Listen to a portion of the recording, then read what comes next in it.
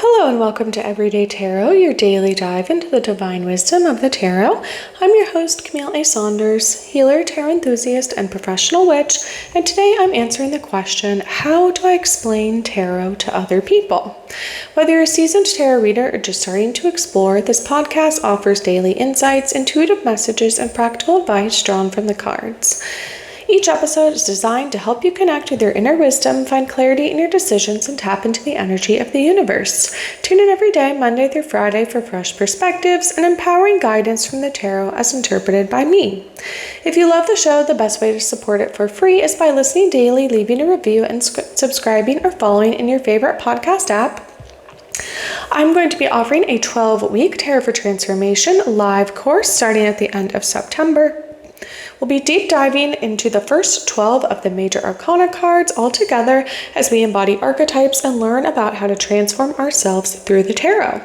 If you sign up by September 12th, get 25% off with code EARLYBIRD. Check out the full details at the link in the show notes. If you're interested in crafting your own tarot cards, you find your creativity coming back to you now that summer is coming to an end, you can go ahead and get my full workshop, including the full hour-long recording with my step-by-step method, examples of the cards I've created, the way I create them, journaling questions, and a PDF to walk you all through it on your own for just $33. The link is in the show notes to purchase that now.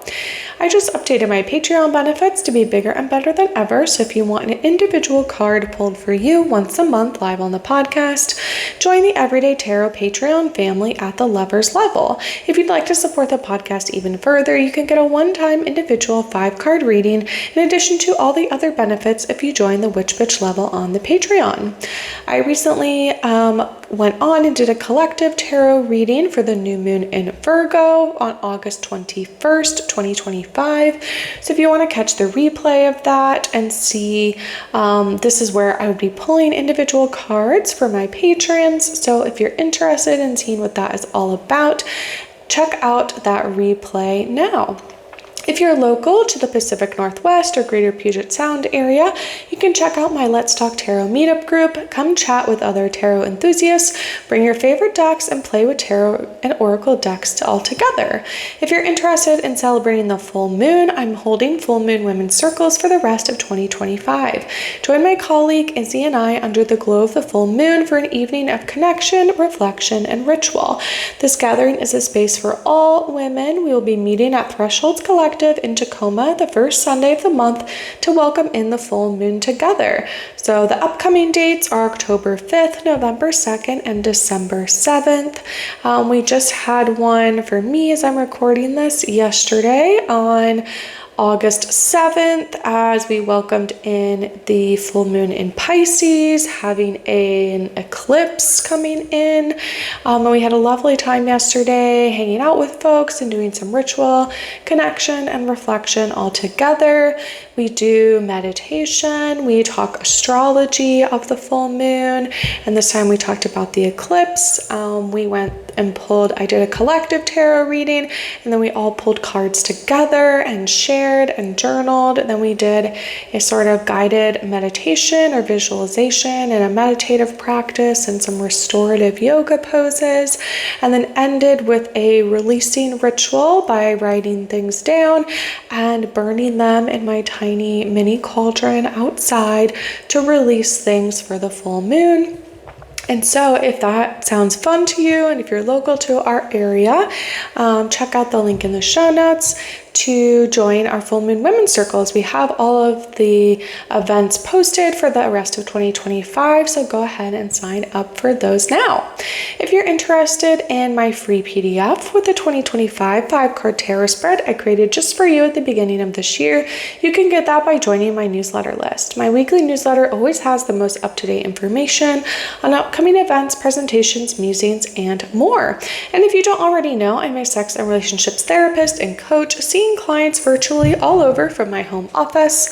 I love working with queer, poly, and witchy clients, so if you'd like to work with someone that doesn't judge you, is witchy just like you, and helps you learn how to deal with anxiety, chronic pain or illness, communication issues, self-advocacy, and sex, head to my website and book a free consultation now to start your journey. You can find the links for any of these offers in the show notes or on my my website, CamilleASaunders.com/everydaytarot, in addition to the images of the cards I pull on each episode. All right, so we are in season 14, where I'm answering all of your most frequently asked tarot questions. If you haven't listened to my other seasons yet, you can check those out. In season 1, I talked tarot basics. In season 5, I went through 13 common tarot spreads. Season 10, I talked tarot and witchcraft. Season 11, tarot and plant allies. Season 12, tarot and animals. In season 13, I talked all about different divination methods that were talked about in the Harry Potter series. So, like I said, we're into season 14, where I'm answering your frequently asked tarot questions. And today we're answering the question, how do I explain tarot to other people? So first of all, I would say it depends. Who is it, right? Who is the person, or at least when it comes to me and how I explain tarot to other people. Again, it depends on what their knowledge is. You could ask them what they know about tarot.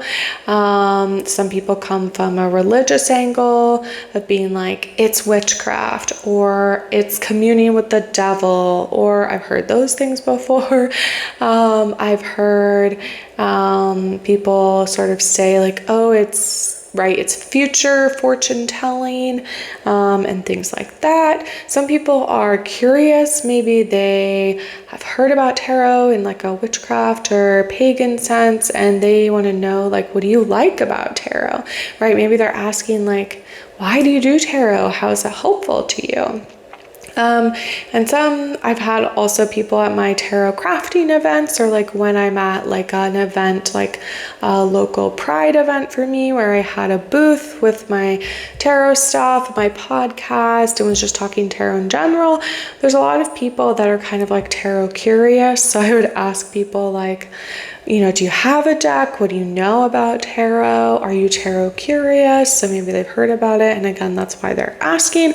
Or are they sort of coming into this with like, I've never heard of tarot before, like, what is this thing? Or are they coming into it to like debate with you? Or I've had that very rarely. I did have it happen to me when I was at Pride with like someone that was like religious, and they weren't necessarily asking about tarot in particular, but they were asking about other things, and kind of like trying to, what would be the right word? Like preach at me. So, you know, you could decide like how open you want to be with your answer, with tarot, but I thought it would be helpful to go into, again, some like different ways to explain tarot.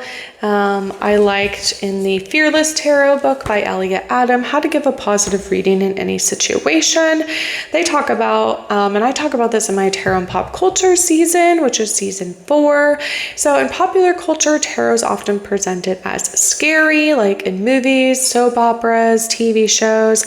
It's often like an old woman with a raspy voice. They turn over the death card, and right, that means, right, you're literally gonna die or doom is coming. Tarot is often also presented as a scam, like the call now for your free tarot reading, like things like that. Or sometimes tarot has been used by people that are maybe like don't have the best of intentions, or villains in storytelling in the past to scare people with the imagery.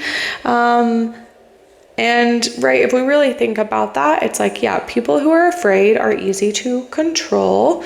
And I would say that tarot is a lot about, I practice a lot of intuitive tarot. I'm going to talk about that as the last episode of this season, how to practice intuitive tarot.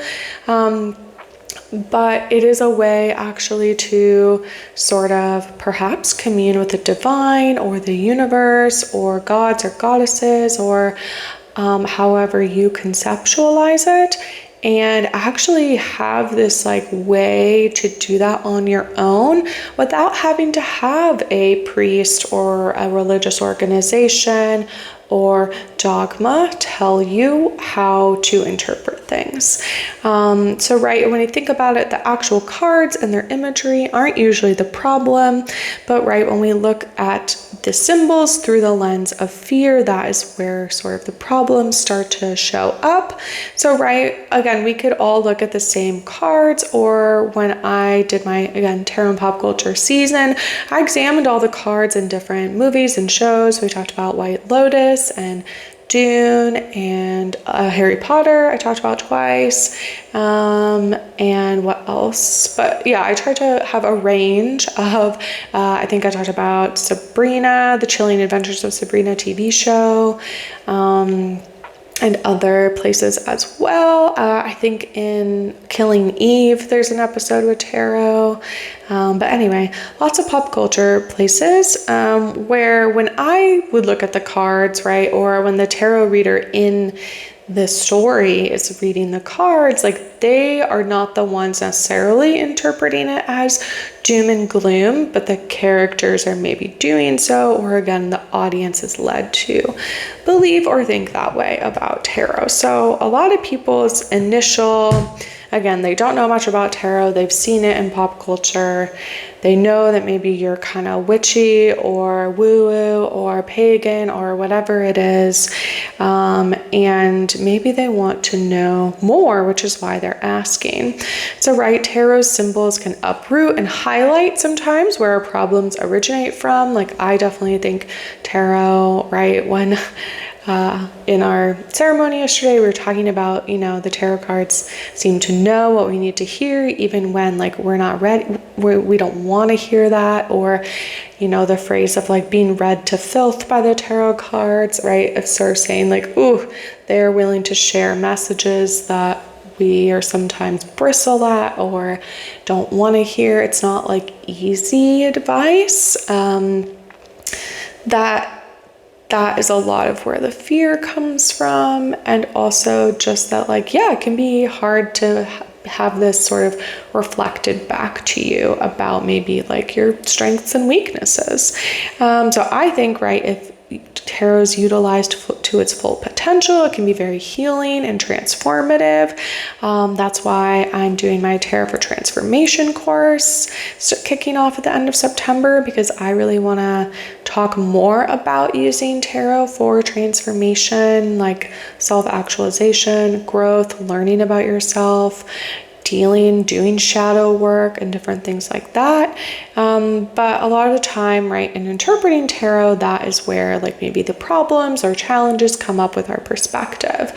Sometimes it's when like shuffling the cards, but sometimes it's our, reading the tarot guidebook and saying like, oh, this is what this card means. Like tarot is subjective and it tells different stories for different people. The symbolism can be jarring, but it is symbolism. It's rarely meant to be taken literally. And even like the most unsettling images have an important story to tell and a deeper place within our experience to illuminate. Sometimes the cards that we are most uncomfortable with are where we find the biggest breakthrough and healing, right? After all, maybe when we look back during our most challenging moments, not the easiest times are when we come in direct contact with what is best within us. They share, I'm reading from the Fearless Tarot book by Elliot Adam. They say, as a professional tarot reader for well over 2 decades, I used to hesitate when people asked me, what do you do for a living? Asking, thinking about what assumptions did this person have about what I do. They say, when I tell strangers that I read tarot, I get a range of reactions. Shock, disbelief, does not compute, say what? Many times I've heard people say, I would never do that. It's just too scary. I also get lots of skepticism. Then there's the reaction of smiling and nodding, basically as one does to humor a crazy person. I've even experienced some people who display anger and hostility towards tarot readings and readers. This is often a mask for their fears too. So, right, when we think about why people might be asking, or even why you're listening to this episode, right, how do you explain what tarot is and why you like it, or maybe why it's important to you? Right, we have to think about, why are people afraid of tarot? And a lot of times, really, when we think about it, right, people are afraid of what they don't understand. Again, like I'm a therapist in my professional life, like people come in with their fears, with things that they want to be told, right? They want to hear like, you're okay, you're normal, right? Like that was traumatic and like you're gonna be okay. Like people come in with their fears, like they're looking for answers and a way forward, right? In my experience, like reciting, maybe hopeless definitions of bad cards, like don't help people. And sometimes readers might scare people with like bad cards, maybe sometimes to like try to show that they know what they're talking about. That's definitely not my style, but it does happen. And sometimes people like scaring people off, or right, are maybe sort of defensive about people being skeptical, and so they think it's maybe okay to have people scared of it. But as with Elliot Adam, I believe in tarot for empowerment. Like, I don't want to use it to exacerbate anxieties. Like, I prefer to help people pinpoint what needs healing, right? Especially with their inner perception of the situation, and reacquaint them with what's best within them. When interpreted in a manner that encourages people, the tarot's potent symbolism can illuminate a path to reclaim strength and restore personal power. And that can't be done if people are stuck or in a spiral or interpreting the symbolism with like hopelessness. And we want people to be reacquainted with like their inner courage. And usually people know what they need to do, right? We're often afraid or concerned about the how, or about what kind of ripple effect that will have. Yeah, so I really appreciate that perspective from Elliot Adam in the Fearless Tarot book. I was going to go through some other things, right? When people are, how do I explain tarot to other people? Like when people come to my crafting events, or when I explain my perspective on tarot, like sometimes I do share part of the history, right? Coming from imagery from traditional card decks, doing divination work, right? There's different types of divination. Tarot's a type of divination. There's sort of the modern usage of tarot, which I would say does come more into the like self-improvement, growth, addressing the shadow, wanting to kind of do more intuitive tarot.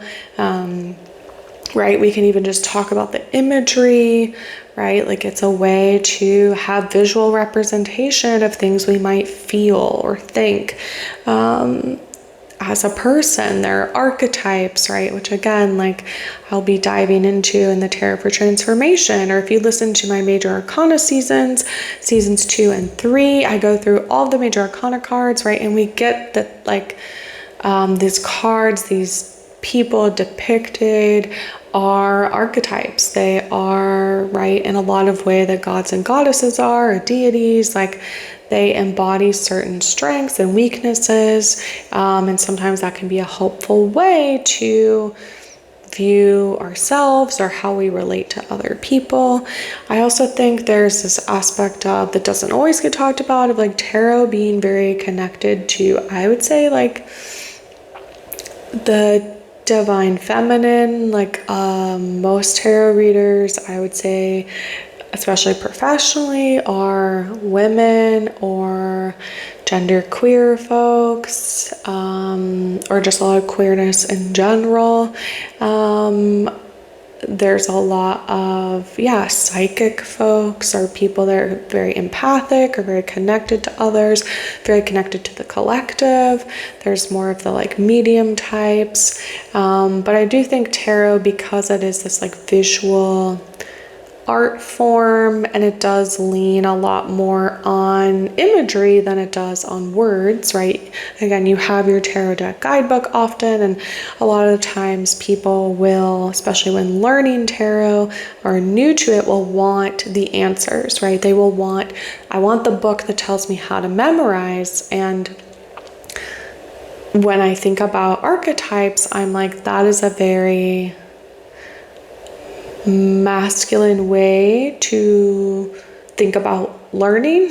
And I think more of this sort of not toxic masculinity, but just that all of us have more feminine and like have feminine and masculine traits within us, and visualizing and vision and creation are all things that are more aligned with the divine feminine. And I do think that part of why tarot skepticism comes in, and it's sort of seen, it gets lumped into all of these things with magic and witchcraft as like, those are things women do.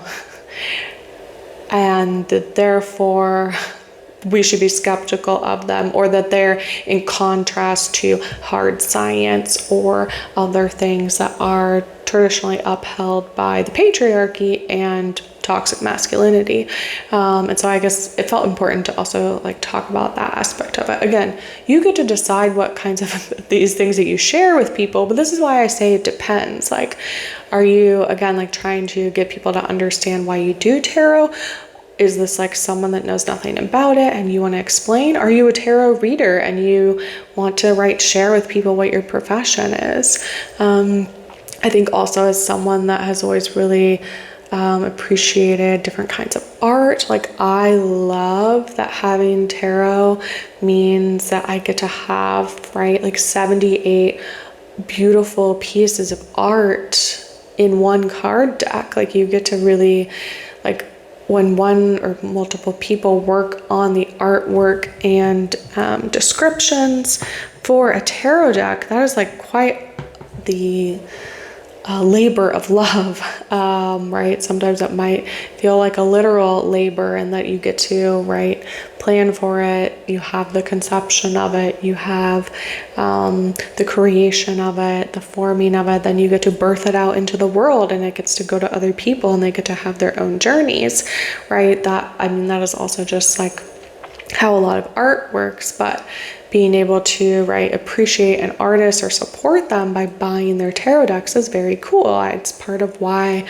I reference I always have all of the tarot decks and oracles linked along with the artist's websites or the people that created it, and trying to tag them on social media, because when I share their imagery out in the world, I'm sharing their creation. And part of the way that I get to interpret the collective energies coming in or things that I understand through tarot is through their artwork, and you wouldn't really get to do that otherwise. Again, it has a lot more artwork than a traditional deck of cards might, and that is a very cool piece about it. But also I just really love being able to have this loving creation of people's art. Like I said, there's sort of this aspect of we get a visual journey through tarot, right? Maybe you've heard about the hero's journey before. A lot of art, a lot of stories we tell go on this very similar journey. Something happens, the hero gets called to a journey, knock knock one day, they get disrupted from their lives and have to get asked to do this thing. They often say no at first, then the circumstances happen and they get forced into doing it. They go through trials and tribulations to sort of get to the end of, again, saving the world or saving their family or this or that. And there is this sort of traditional flow. Well, also tarot has this visual journey throughout the major arcana and even throughout each of the minor arcana suits. And again, which is just a different way of depicting it versus a written story. You get to have a visual journey with tarot. And again, you get some description, in the tarot deck guidebook sometimes, but it is just a different way of sharing the journey and just the different, ways that we can relate to heroes that we like to tell stories about. And also just that with the archetypes of the major arcana cards, we get to sort of think of ourselves as what is that part of myself that relates to the emperor? What is the part of myself that is being transformed right now through the death of something? We just had an eclipse and a full moon, which I always think of about releasing things, and eclipses bring in a lot of shadow work and challenging things. And so the tarot can also be a way to help us recognize maybe the why behind why some of the things are happening as they are, and just to have better understanding. And as I talked about in the divination, the Harry Potter season, there are lots of different forms of divination, and so also thinking about how different aspects of divination or witchcraft or tarot and animals and tarot and plants, and I'm going to do a tarot and crystals coming up soon season. So like, how does the tarot interact with other things in the world, right, or other aspects of witchcraft or paganism or things that are important to us? So that's sort of a very long-winded answer, but I felt like I had to touch on all these different pieces. I mean, if you want sort of the one-liner, right? Tarot is based off of a traditional deck of cards used for card playing, often used as a divinatory method to divine the future, and uses imagery and archetypes to depict, again, a journey or sort of everything that we might encounter in the world, and reflects back to us, I would say, things we already know but need to hear again, or maybe like this is a way of processing externally without necessarily using words or having to, again, like talk aloud to someone or journal it out. Like tarot can be another way to process and integrate also, I would say. Okay. Well, I'll stop there for now because I think there's many ways to explain tarot, and you get to decide what part of that you share. Again, right? It can sometimes, especially early on, we might think about what are people going to say or judge, especially if it is your job. And I'm becoming more comfortable with, right, calling myself a professional witch, like doing a lot of public tarot things, having a tarot podcast, like pretty unabashedly just being all tarot all the time. And it is very interesting to see. I feel like I just interact with people that are interested in tarot. They're tarot curious. They have a deck they haven't used in a long time. Like, I rarely interact with people that are anti-tarot or want to debate about it or are skeptical or things like that. Of course they're around, but I feel like in being more public about my experience of using tarot and speaking about it and getting to know tarot through talking to other people who love tarot and use it about it too, I have a better understanding of tarot and what it does for me. And like I said, the appreciation for the art and just understanding more about myself and others and the world. All right, so on that vein, I went to the Haunted Farmers Market in Tacoma yesterday. It's every other week in South Tacoma, near Howdy Bagel, if you are local to me. It runs from 11 to 4 p.m. on Sundays, almost all year round, and is very Halloween themed right now, which is very fun. But yeah, it's just kind of all witchy vendors. It's super fun, and I got a new deck. So this is actually an oracle deck. It's the Norse Goddess Rune Oracle by Rebecca Joy Stark and artwork by Sharon McLeod. It's called Divine Feminine Perspectives on the Elder Futhark. And I will need to work on my Norse and rune pronunciations because this is all Norse goddesses, and depicts runes on each card. Okay, well, one fell out, so we will go with that one. So we're diving in to see what the cards have to say for us with us today, and I pulled, so this is an oracle deck. I think there's 30, let's see if it tells me, 38 cards maybe. I don't know why that number is sticking in my head, but this is the number 4, called Uritz Merkstav, and has the goddess Eir on it, or E-I-R. Let's see here. An ear is about weakness, unwellness, and stagnation. It says, I am Ear, goddess of healing. I ease your pain, bring comfort and feeling, take away weakness in your darkest hour. May Uruz Merkstav reveal your true power. So there is lore, there is divinatory meaning, and sometimes there are even more explanation with each card. So let's see here. So Ear in the lore is the goddess of healing, renowned for her medical skills. She's a Valkyrie who shows mercy to the ill and provides comfort and protection. We see her here. She's looking very witchy. She's like standing behind a stump. She's got her mortar and pestle. She's got a basket full of herbs. She has like a horn that looks like she's using it like as a cup that has liquid in it. She has like a cauldron boiling behind her. She's in the woods. She's wearing a lovely cloak. She has like a scythe and a bag with a rune on it, the rune that's on this card. Let's see what else. She is maiden to the mighty Menglod, who dwells upon the mountain Leifberg. Eir is renowned for her healing skills, a practitioner of medicine, and is often called upon to bless the sick and take away illness. Her name means protection, help, or mercy, and people give offerings to her in exchange for healing of all ailments. Eir is worshipped today by Norse pagans and heathens, and many call upon her to regain their inner strength, health, and vitality. She is kind, caring, and supportive to those who are suffering. She is one of the 9 maids who attend the goddess Menglod in the hall upon the healing hill in Leifberg.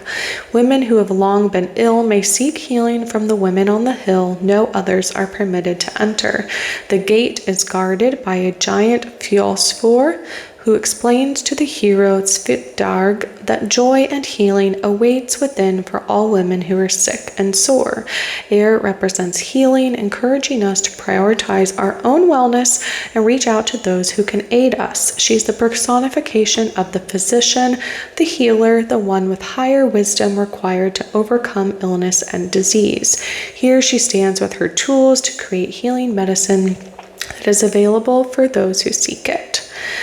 Erev Merkstav represents a lack of health. This may refer to unwellness in body, mind, or spirit. Now we're in the divination meaning. It encourages you to explore your own well-being and reflect upon your lifestyle. What behaviors do you engage in that jeopardize your health?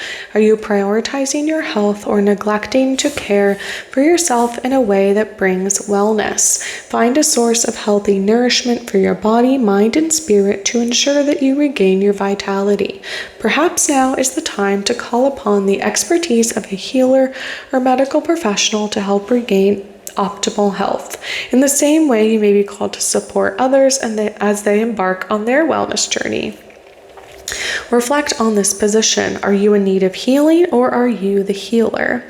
Urs Merkstav holds the energy of stagnation, opposed to the creative and transformative powers in the upright position. So yes, we also have the reversal sort of definition. Dig deep, uncover the well of strength that lies within you.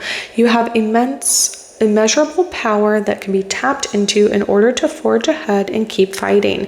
Regain your power, step into your authenticity, and call upon your inner strength. Your ancestors walk alongside you, and Eir offers healing. Call upon them to aid you in prioritizing your well-being. All right.